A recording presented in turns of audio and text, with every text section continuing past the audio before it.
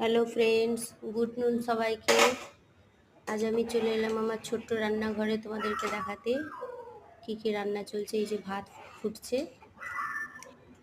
এই যে সব সবজি কেটে গুছিয়ে নিয়েছি, রান্না করব।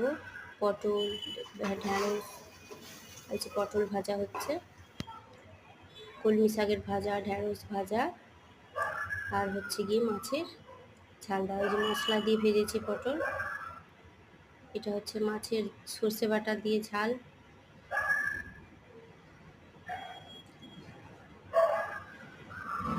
প্লিজ বন্ধুরা, তোমরা একটু সাবস্ক্রাইব করো, লাইক করো, কমেন্ট করো। এই যে বরমশাইয়ের জন্য খাবার রেডি করে দিয়েছি, দেখো।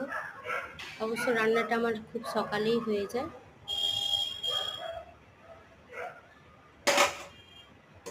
টাটা, বাই বাই বন্ধুরা, ভালো থাকবে সবাই।